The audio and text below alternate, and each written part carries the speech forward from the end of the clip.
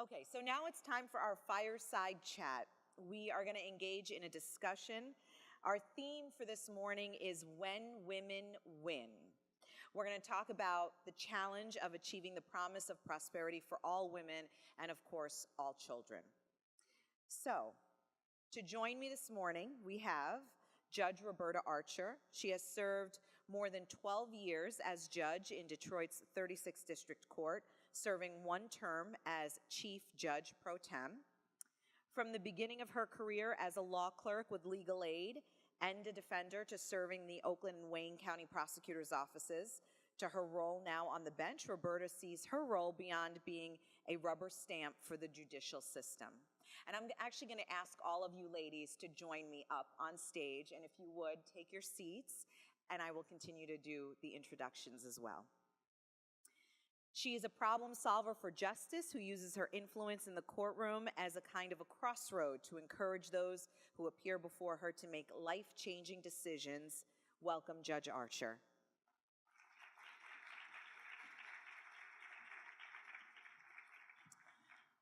Joanne Chavez is with us here this morning. As Vice President, Legal and Chief Tax Officer, Joanne oversees DTE Energy's commercial, securities, corporate finance, and governance, and non-utility legal practice groups, tax compliance and strategy, and corporate security.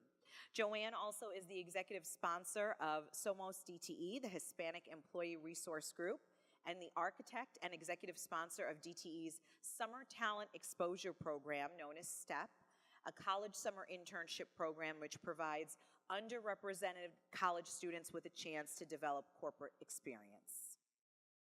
Welcome. And last but not least, welcome Luann Ewald today. Luann is CEO of Children's Hospital of Michigan, one of the best hospitals for children on the campus of one of the best hospital systems in the entire country, with 8 hospitals and more than 100 separate sites as well. Luann's approach to children's healthcare makes her very, very special. If you know her, you will agree. And she understands her job goes beyond caring for children who are sick. She ensures families have the resources they need when they leave the hospital, resources like food, transportation, emotional support for parents. This is all part of Luann's approach, and that's why she is so engaged with the community, so the community can support moms and children. So let's begin.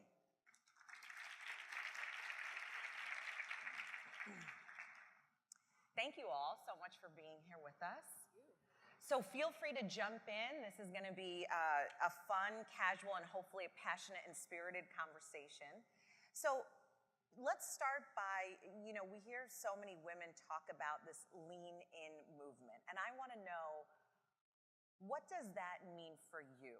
What is your definition of lean in? Well, for me in my job, I try to always remember that it's important to lead by example. And we heard a lot about mentorship here today. I think that oftentimes people are watching you and watching how you move in your career and in your life and how you balance the two, which is always a challenge. And everyone in here, I'm sure, can attest to that. It's a daily challenge to balance between work and especially if you have kids and home and other civic obligations. So for me, it's always making sure that I'm leading by example and acting in a way that I'm proud of and that people can look at and be inspired by what I do and how I engage in my career. And I always try and figure out why there's always a reason to me as to why I'm crossing paths with someone.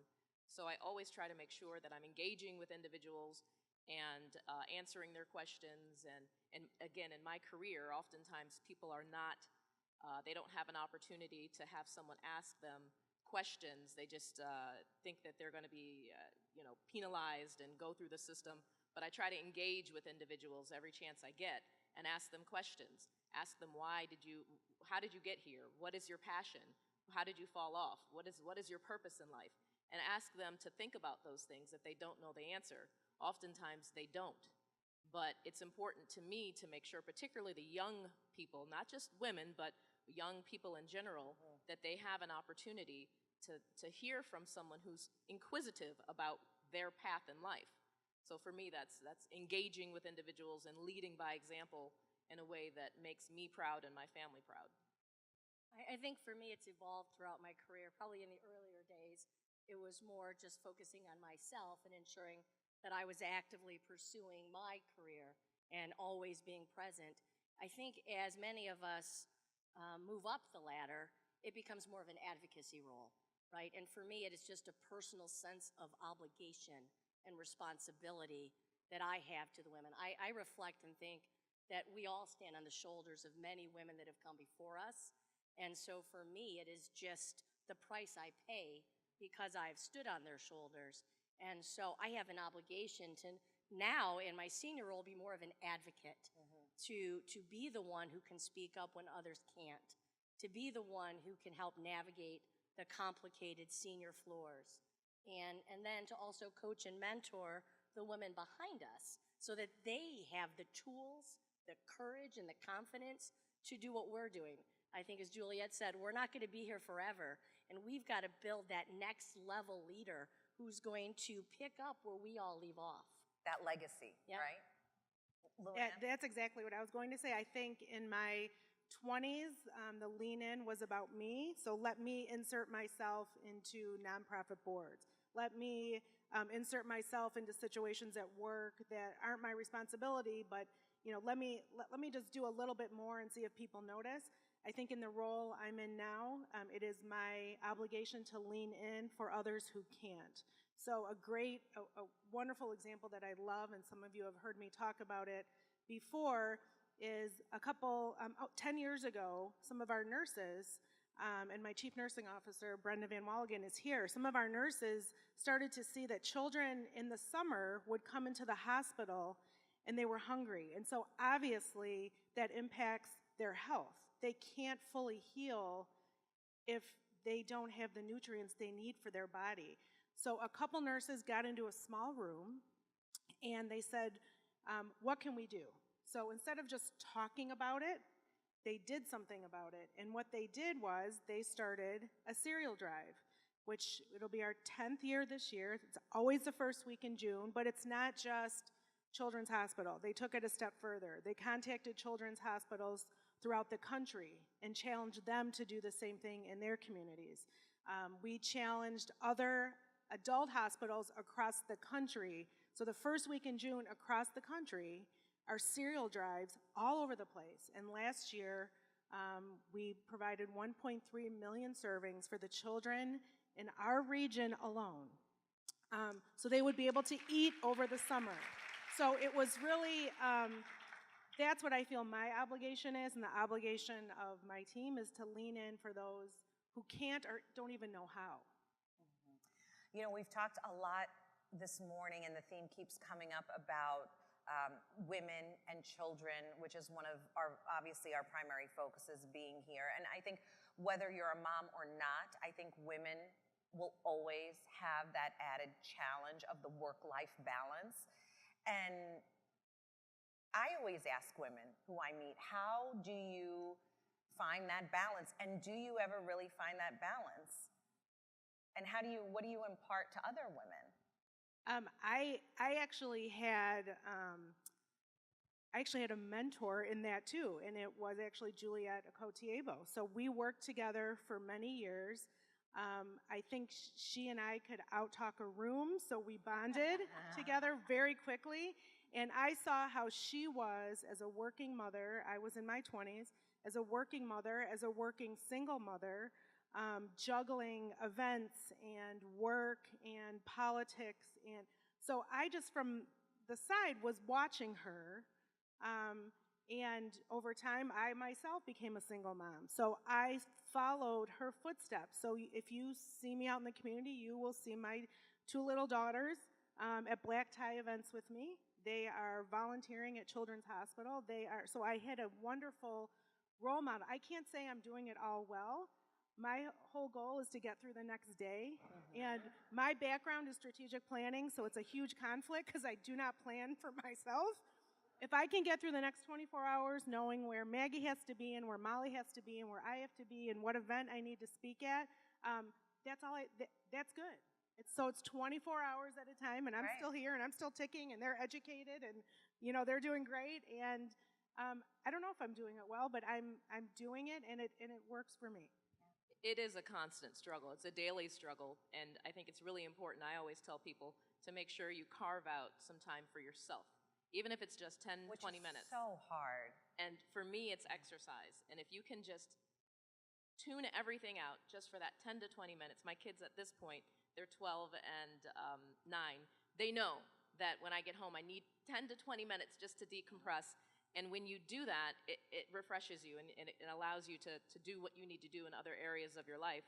But I would also echo what Luana said, is that I think it's really important to surround yourself with someone, with individuals, with friends that are like-minded, because they're gonna push you to raise the bar in your life, and they're gonna maintain, and they understand what you're trying to do, and it can be quite helpful, I find. So it sounds like the company you keep The company is you super keep, important. It's super important. And I hope I've been friends with Robbie for many years, and I hope that piece of her influences me, because when I'm stressed, I do not exercise. I eat chips, and my team knows. I'm like, it's a chip day. It's a chip day.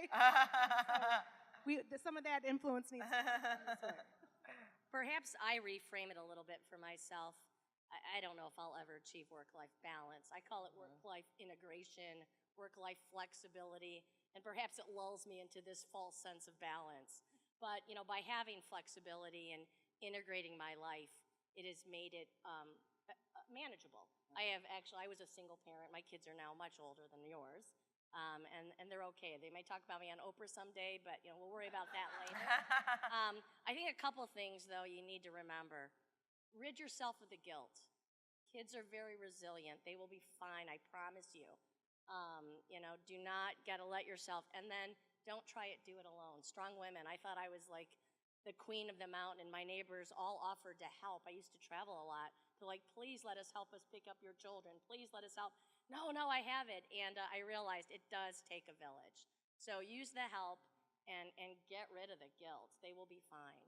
I told Sandra as we spoke this morning, yesterday I had the pleasure of touring Gretchen Whitmer through the hospital and yesterday, and you would have thought that she and I could talk about Michigan politics and what needed to be done to help the state of Michigan, but instead she was talking about her 2 daughters and how crazy they were, and I was talking about my 2 daughters and how crazy they were, and how she had 4 events yesterday and I had 3 events yesterday, and I said, well, what's the secret? And she said, HelloFresh.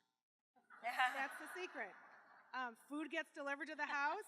My kids are cooking on their own, and I said, oh, I have Blue Apron, so we're good. So I mean, everyone is, and we never really did talk about the state of Michigan, which was fine, because that was again within the 24 hours we needed to figure out how our children were getting fed yesterday.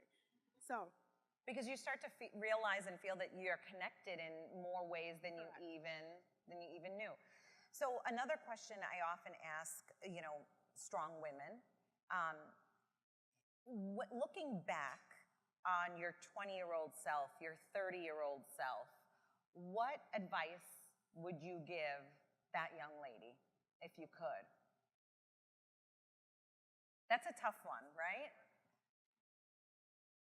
Listen more. I think when you're a strong woman, you come out charging. You're going to own the world, yet the world's not ready for you to own it. And women, because we're often outsiders, because we're often in many fields in the minority, and especially I think of us women of color, we're in the minority at these tables, they're not ready for us. So I likely would have proceeded with a little bit more caution. I would have listened a little bit. I wouldn't have wanted to be them, but I think I would have slowed down just a little bit and then run fast, right? So that you could pick up those slick tricks that I probably learned a little bit later in my career. I think I would tell my 20-year-old self to not take things personally. When you're younger, I was, I think, much more sensitive to constructive criticism. I took it in and I received it and used it to my advantage, but I think that is one thing that I would tell myself to toughen up as it relates to that, because it just goes a long way. And I think I spoke to a group of high school students 2 weeks ago, and that was the same question. And they were high school seniors, and they were, there's a bunch of pressure.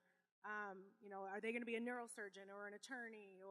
And I just told them all to relax, because at 18 or 20, you don't need to know, and life just has a way of guiding you down the right path. And I think we've been, again, as a planner, you know, at 20, I wanted to be a vice president at 25, and I was telling everyone, I'm going to be a vice president at 25. I was actually vice president at 28, but I was like chasing a title versus an experience. I frankly think my boss got sick of me saying I want to be a vice president at 28, and he's like, okay, just here's your title, go away.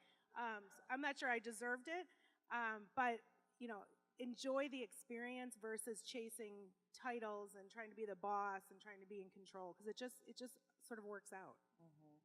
You know, we talk a lot about children living in poverty. We talk a lot about, unfortunately, children who go hungry during the summer when they're not in school and don't have federal programs to support them. More than half of these households are headed by women who themselves grew up, and the cycle of poverty continues. How do we even begin to change that movement? I think it's a grassroots effort. I think that we need to dig in with our young kids in school. I think they need to be exposed to the possibilities that they can live outside of whatever their constraints that they see in their head, so that they can achieve things that they couldn't even imagine, that their parents couldn't even imagine. Exposure is so important, and asking those questions, asking the questions to the young people to get them thinking about expanding their horizons. I think it all starts with the kids. I think in addition to grassroots, though, it's the women in this room, right? We have to, our CEO said, we have to own our box. So I have to become more successful so that I can have a bigger pulpit to have a bigger impact, because I'm going to have more personal resources, I'm going to have more social resources, and I'm going to have more corporate resources to help impact the change. I think we also have to get out there and tell our stories. They need to know what is possible. I mean, I speak often. My parents are high school dropouts. I'm a Head Start kid. I raised 3 kids. My sister, my drug addict sister, I raised her kids. And so they need to know what possibilities look like, you know, but we have to be brave enough to tell our stories, because otherwise, how do they even know what is possible? Yeah, I agree. You know, there is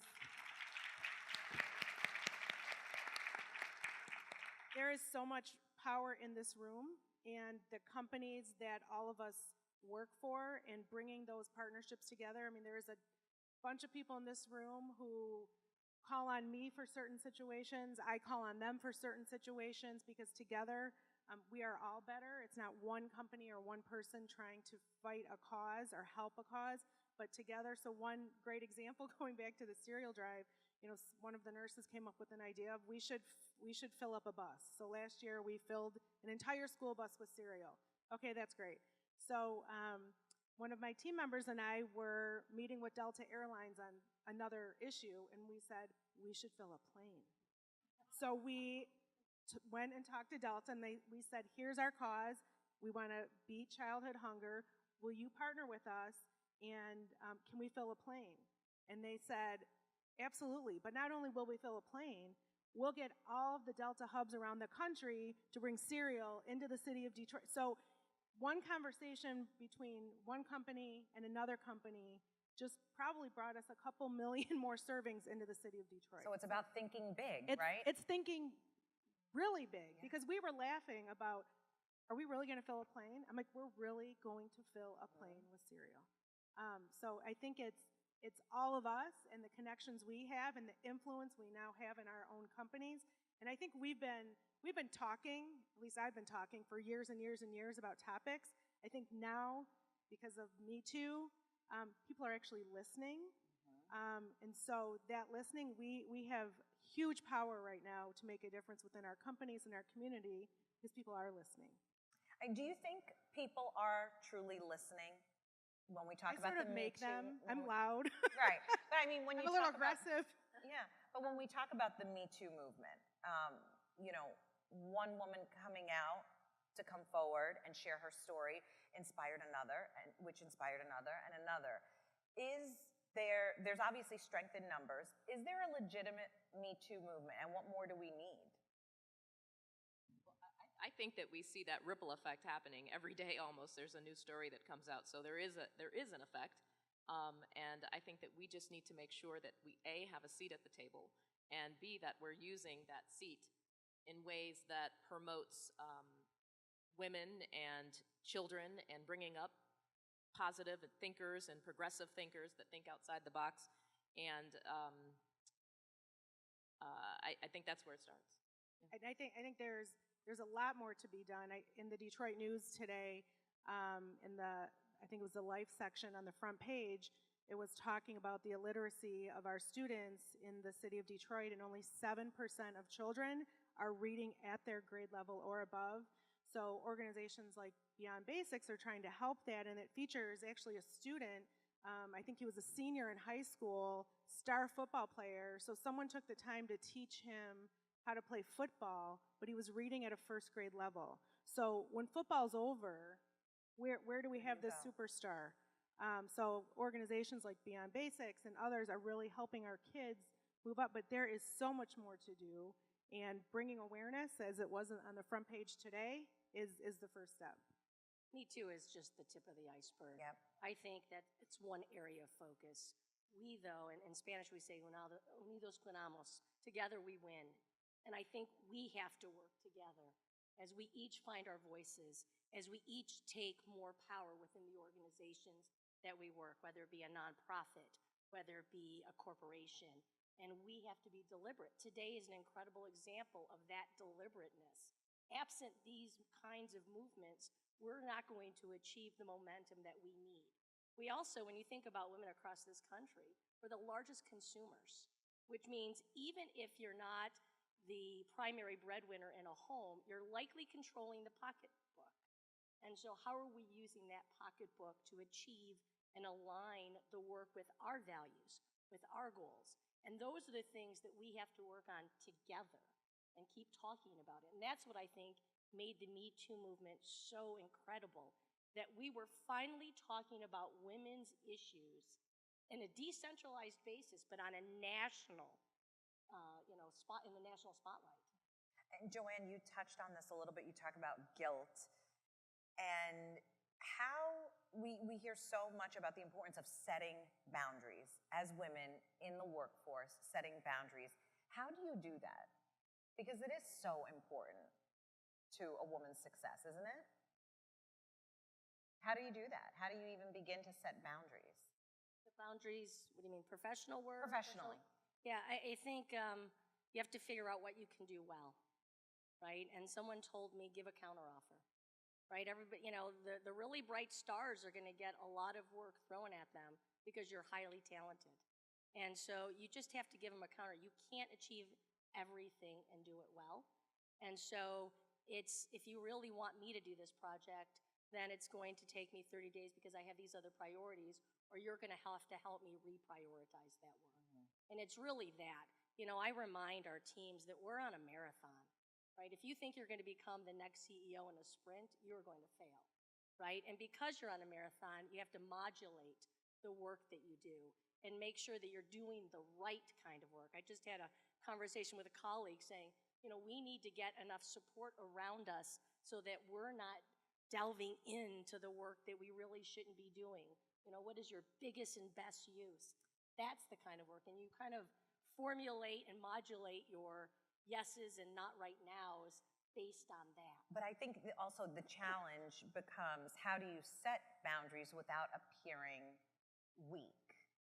I think that's a head game. I'll be honest. I think that's us telling nobody, when I've told people I can't do it today, I know they're not thinking I'm weak. They really want my work because they like us. That's in our head, and that's kind of the whole guilt thing. We've got to remove those stories from our heads, right? I don't believe that anyone is thinking that we're weak. They wouldn't be giving us that good work if they thought we were weak. Well, I speak from a little bit of a different perspective. The 36th District Court is one of the most highest volume district courts in the country. So I'm not a CEO, I'm not a president of a company. when I zip up that robe and I go into that courtroom, I have to make sure that the courtroom's running in a manner that's efficient, and there's so much volume that my boundaries is simply making sure that my team, we're all working as in a collaborative effort to keep my docket moving in an orderly manner, and that the attorneys respect the time, and I respect theirs. And it's just managing that docket every day is my challenge. And my boundaries are such that it's easy to work through lunch. It's easy to go over. My boundaries are respecting my staff and making sure that we get a break for lunch. So my boundaries are a little bit different when you talk about boundaries, but I have to be that timekeeper, if you will, to make sure that we're on that path every day. That's my challenge. You know, Juliet said this at another time I heard her speak. We need to be the CEO of ourselves. And if you keep that in mind, I don't think that weakness story ever kind of delves into your head, right? And that's how you kind of manage your priorities in whatever way you need to do it. Luann, anything? No. Okay. All right. How are we doing on time? Oh, okay. All right. We chatted way too much, apparently, but that's okay. Well, thank you all so much. I appreciate it. Let's give them all a round of applause.